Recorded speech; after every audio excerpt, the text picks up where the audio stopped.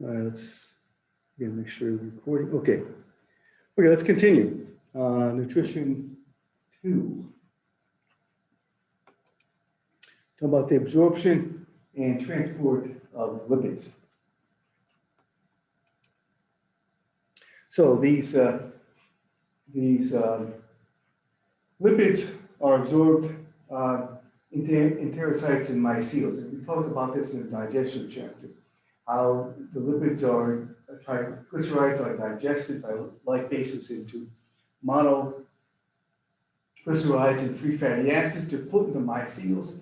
The micelles are absorbed into enterocytes, which are the cells lining the intestine. And remember, the triglycerides are reconstituted in the enterocytes. They're put into chylomicrons. And then they travel throughout the lymphatic system, empty into the blood system at the subclavian veins. They go right to adipocytes, the adipose tissue, and an enzyme called lipoprotein lipase breaks them into monoglycerides and free fatty acids again. Those enter into adipocytes, and then adipocytes reconstitute them into triglycerides and put some away.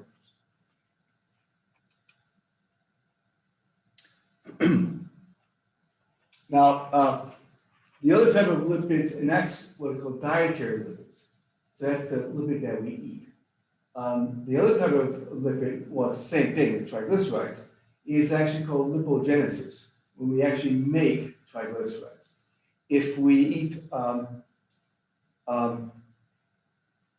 that is if we eat more carbohydrates and protein than we need to fill up our glycogen gas tank and to supply enough protein for replacement cells and enzymes and things. If we eat more, then we will convert those into triglycerides. Our liver will convert them into triglycerides.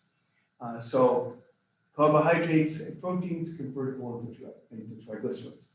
Then they're put into what are called very low density lipoproteins by the liver, put in the blood, and shipped to adipocytes, to adipose tissue.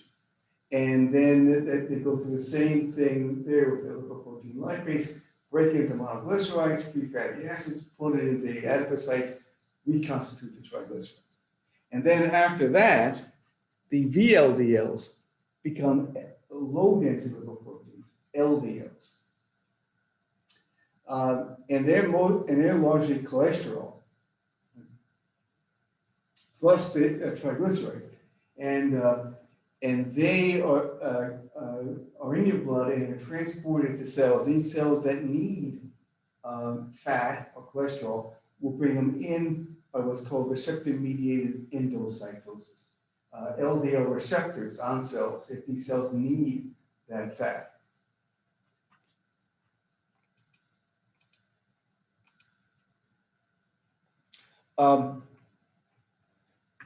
But here's the problem with LDLs.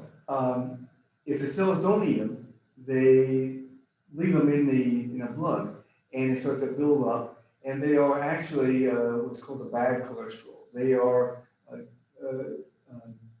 directly responsible for a higher risk for cardiovascular disease, heart disease. They clog up arteries better than anything else, VLDLs. So it's a good idea to have a low number of them in your blood.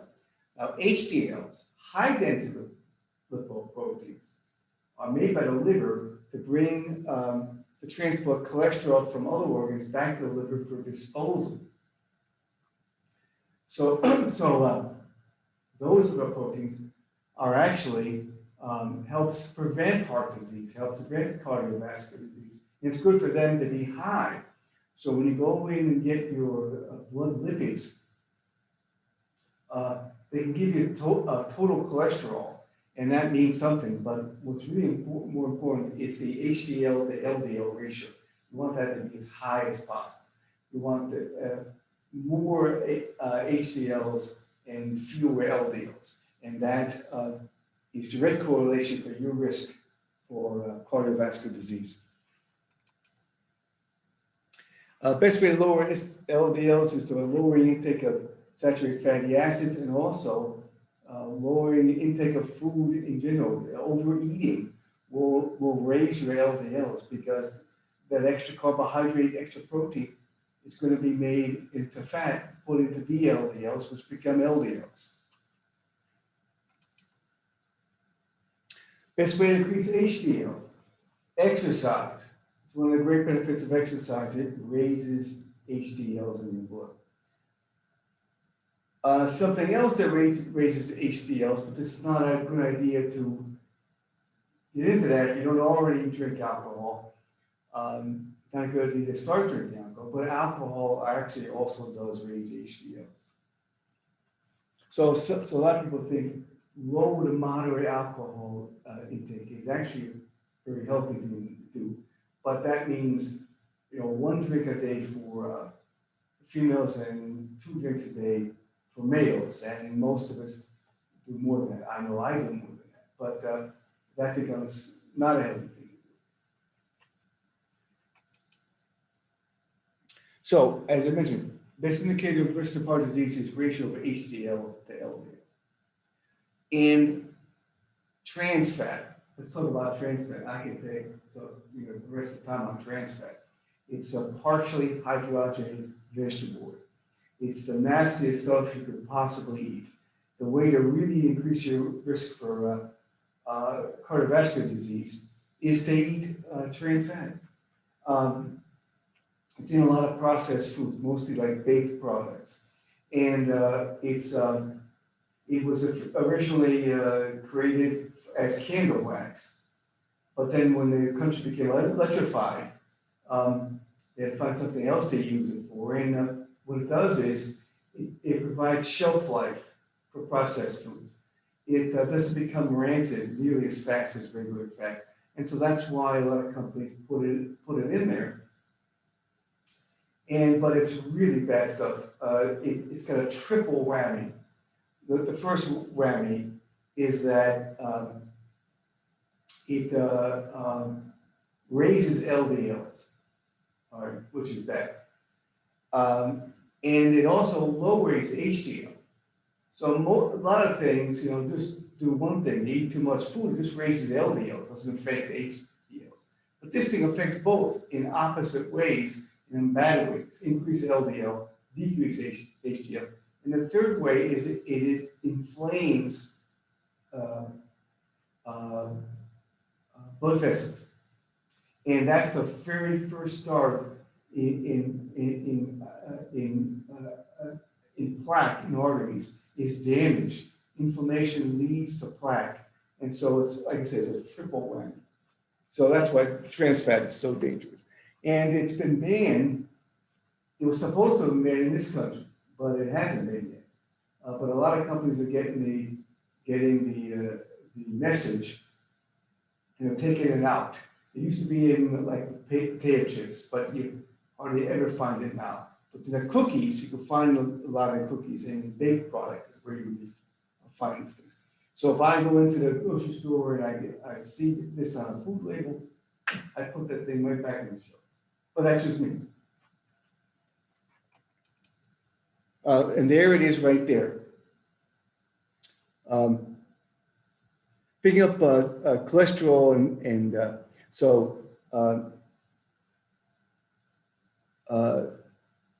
hepatocytes make triglycerides and cholesterol, put it into VLDLs.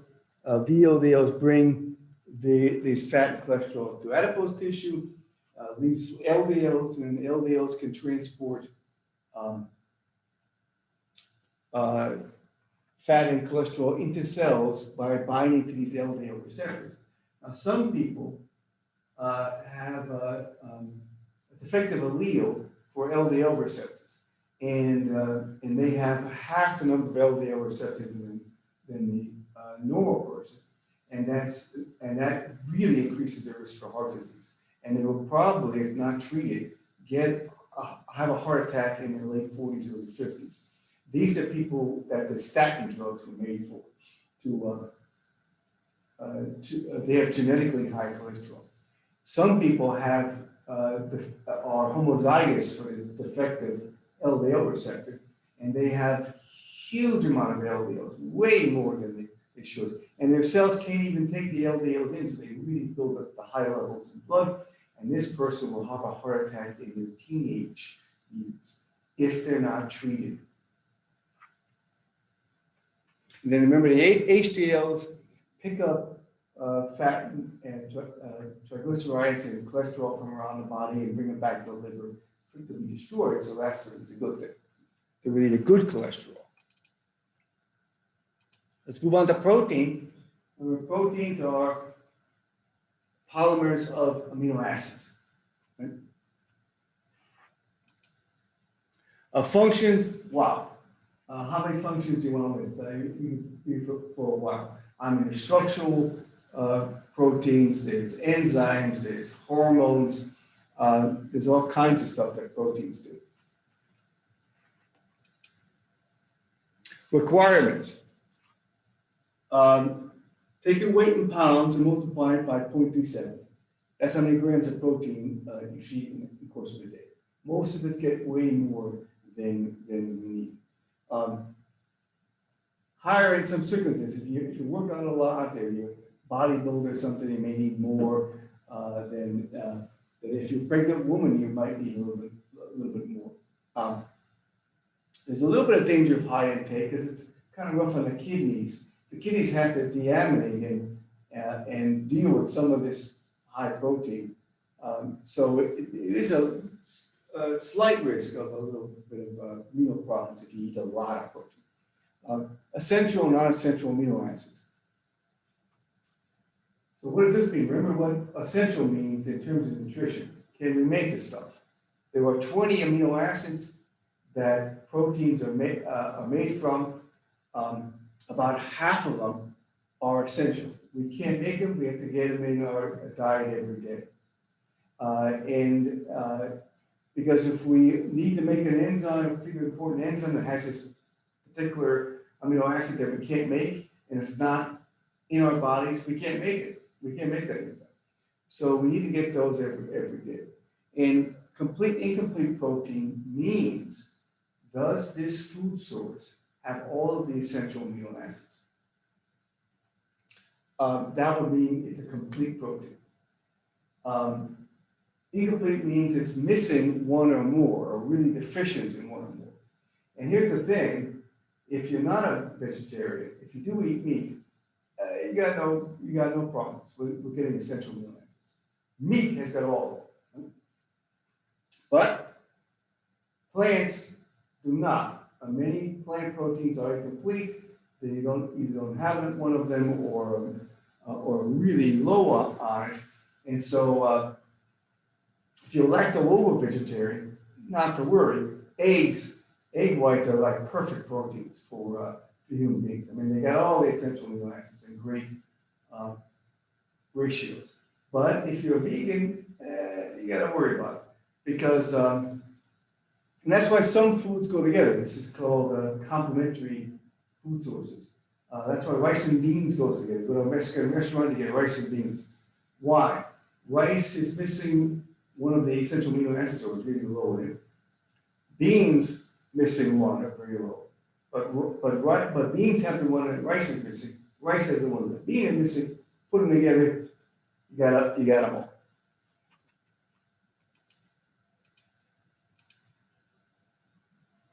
And that protein utilization, sometimes you can't actually get all the protein that's in the food because it's bound to certain things. I think and that's more in plants. There are things called phthalates where proteins bind to it, and the enzyme can get to the protein, and you end up losing. So you can only have access to part of the protein. But in meat, it's almost 100% utilizable. It's you can use all of it in meat. But there are trade-offs. The trade-offs being, if you eat a lot of meat, you're probably eating also a lot of fat, and really a lot of saturated fat. So there's a downside. You get all the essential amino acids, but you're getting a lot of fat. If you eat plants, well then you're not getting, well, you're getting better fat, unsaturated fat, but then you might be missing a few essential amino acids. So there are trade-offs. Okay. So dietary sources, you get protein from plants and animals, but pure plant sources may require complementary sources. Like rice and beans that supply all of the essential amino acids.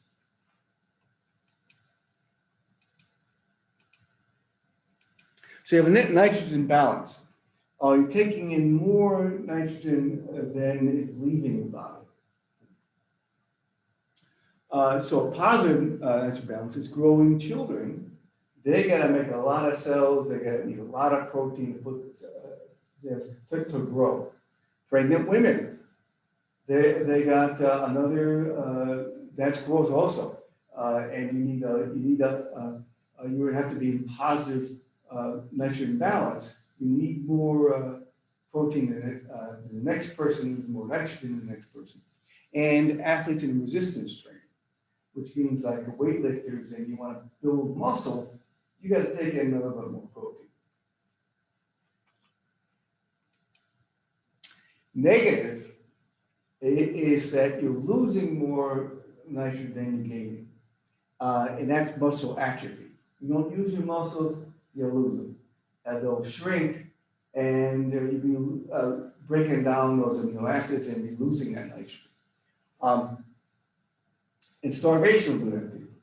Also, if you don't move, your couch potato, your muscles start to atrophy. If you're in starvation mode, your muscles will start to break down to supply glucose for your brain, so you'll be negative nitrogen balance. Hormone effects. Growth hormone and sex steroids cause increased protein synthesis, making new proteins. Glucocorticoids, on the other hand, promote protein catabolism, promote the breaking down of proteins. And remember, under long-term stress, you make a lot of glucocorticoids, like cortisol, and so I start losing protein if that happens.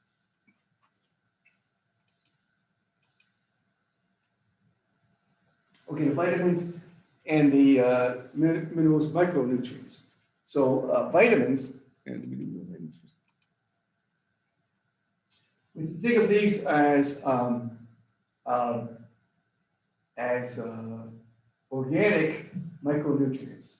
They're organic because they're carbon skeletons, they got at least one carbon-hydrogen bond, and most are essential nutrients that function as coenzymes that assist metabolic and homeostatic processes. Organic micronutrients. They're all essential, except for one, D. We can make D, but we can't make any of the others. Now, K is made for us by, part of the K we need is made for us by our flora in our guts, but they don't make enough. So it's still an essential nutrient, but D is not. Some synthesized from provitamins. So there's like carotenoids, some plant pigments, like in carrots and peppers and things. That can be made into vitamin A. So you don't have to take vitamin A directly. You just eat vegetables with these bright colors, and these things can be made into vitamin A. And that's what it's called, provitamins. And remember, vitamins fall in the water-soluble category, all the B's and C, water-soluble, and then the fat-soluble, D, A, E, and K. Then the minerals, mostly the electrolytes that support nerve and muscle function, bone, and enzyme cofactors. Some of them, so these are inorganic micronutrients. And they act similar to coenzymes by binding to an enzyme and allowing that enzyme to function. And a lot of these are really trace elements. They need tiny amounts of like molybdenum or copper or selenium.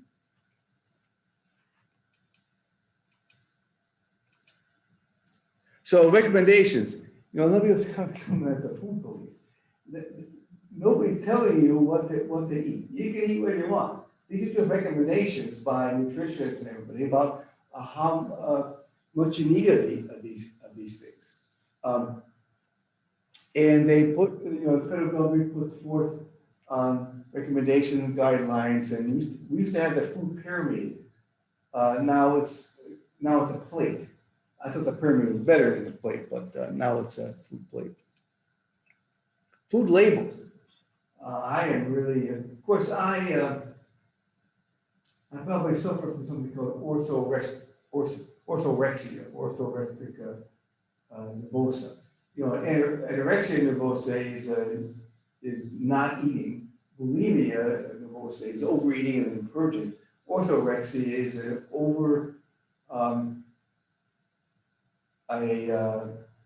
kind of like obsession with eating well. And I'm sort of like that. I read food labels all the time. If I've never bought the food before, I read the label, because there are certain things, as I mentioned, in the label that it's just gonna mix it for me and put it back on the shelf. And that includes trans fat. It also includes anything that has aluminum ions. That's like baking powder or baking products that have aluminum. Aluminum is a risk factor for Alzheimer's, and I'm not going to eat anything that has aluminum ions.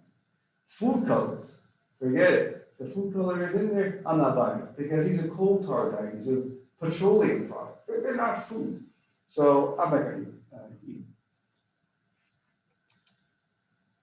Yeah, and it's pretty. Not to push this guy's book, but it's kind of Michael Pollan wrote a book called The Omnivore's Dilemma. We are omnivores, well, most of us are. I mean, some people restrict their intake of certain foods, either for health reasons, for religious reasons, for environmental reasons. But mostly we're omnivores. I mean, we eat everything. And so we have this omnivore's dilemma. What are we going to eat for breakfast? What are we going to eat for lunch? What are we going to eat for dinner? There's lots of choices. And what are we going to choose? Like I said, if you're a koala bear, for example, you don't have a dilemma. It's eucalyptus leaves. That's what you eat. If you're a panda bear, no dilemma. Bamboo, that's what you're going to eat. That's the only thing you eat. But people, we eat everything, so we have to make choices about what to eat. He's got these 3 rules: eat food, not too much, and mostly plants. Now, what does that mean? Eat food. Well, that's why, rather than chemicals made in the lab, that's why I don't like to eat foods that have artificial colors. They're the petroleum products. They're not food. And the high fructose corn syrup. Well, I guess it is a food, but it's made in the lab. I don't know. I got the thing about food made in the lab. I'd rather have it made by some living thing, like a plant or animal, or a fungus, rather than made by some chemist in the lab. Okay, that's me though. Not too much. We generally have we generally eat too much in this country. Because I said, as hunter-gatherers, it was really tough to find food, high-caloric food. Now it's like really easy, to get food, and it's not that expensive. And so we tend to overeat, over-nutrition in this country. And mostly plant-based diet is healthier. You find these blue zones all over the world. A blue zone is an area where you have a higher percentage of sanitarians than anywhere else. It's people over 100 years old. And they generally have a couple of things in common. One thing is they eat mostly plants. They don't eat a lot of meat. Second thing is they're usually pretty active, both physically and mentally active in their whole lives. Those are 2 things. So And it's a movie called Force Over Knives. Talks about the benefits of a plant-based diet, because you don't really need a knife if you're eating vegetables. You just need a fork. If you eat meat, you gotta have a knife. So that's where the title comes from. It's one of those message movies where in the first 15 minutes you got the message, and then for the next hour and a half or 2 hours you pound it over the head with it. So it's one of those message movies. Oh, the other thing is the whiter the bread, the sooner you'll be dead. And this is the danger of what's called processed carbs. And now a lot of nutritionists and physicians are saying that, we knew that saturated fat, eating a lot of saturated fat raises your risk for heart disease.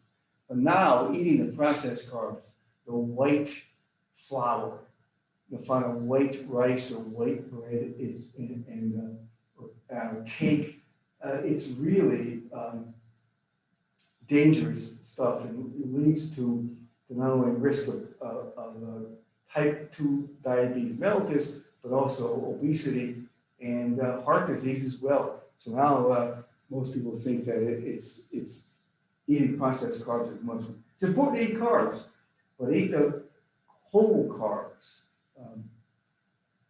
The brown breads and the brown rice and things like this.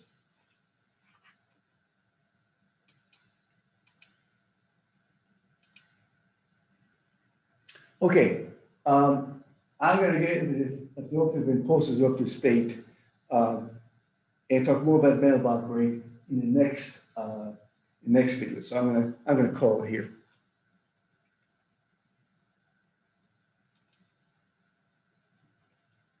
All right, where is it? So again, I'll see you later.